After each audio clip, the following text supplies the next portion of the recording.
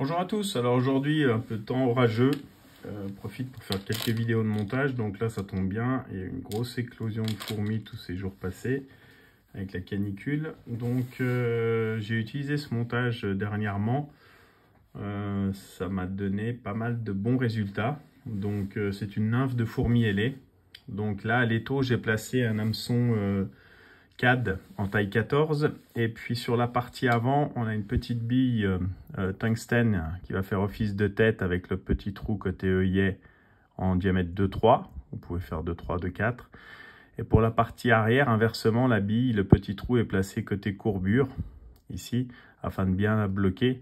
Donc là on est en diamètre de 7 et vous pouvez faire, vous avez une marge de 2,7, 2,8. En 3,2 j'ai essayé, ça fait trop con.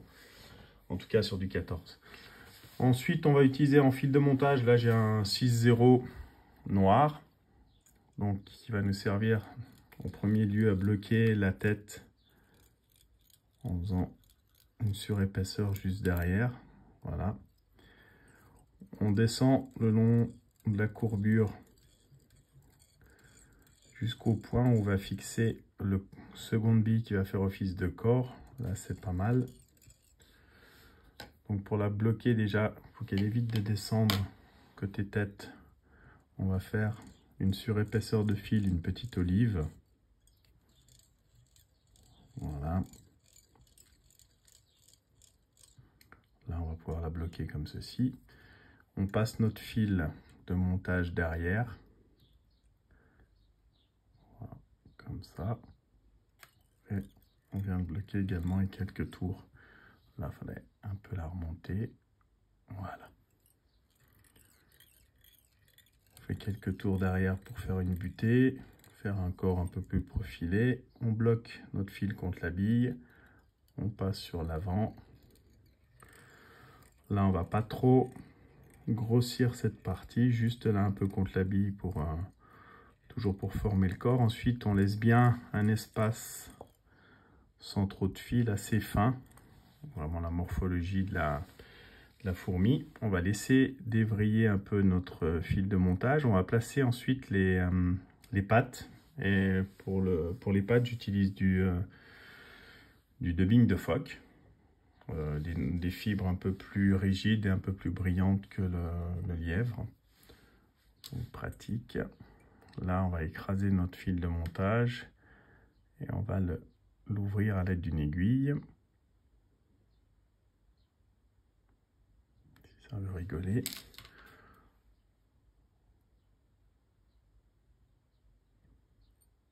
Bon, là, c'est un peu léger. C'est pour ça qu'il faut bien le dévriller. Je pense que là, il manque. Bon, j'ai un petit peu, ça devrait faire. Ça va faire. Donc, on place notre dubbing à l'intérieur de la boucle. Et on le revrille en faisant tourner le porte-bobine dans le sens inverse.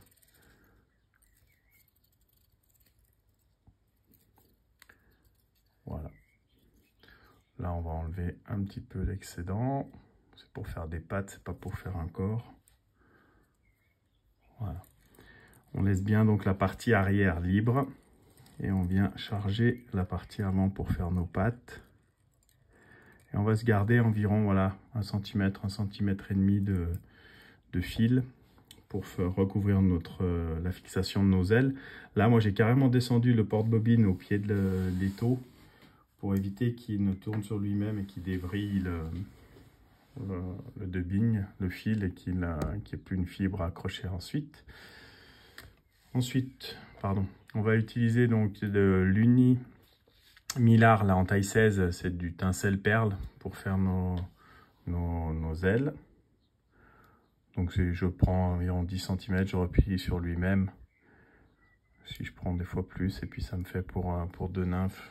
La partie avant sert pour une autre nymphe. Là, c'est un reste que j'avais sur un précédent montage. Donc on le fixe comme ceci. On coupe la partie arrière, on coupe la partie avant. Sans qu'il y en ait. Et puis là, à l'aide du whip finish, on va faire 2 ligatures pour vraiment bien finaliser le montage, une première et une deuxième. Et là, voilà, on serre bien. Le montage est terminé.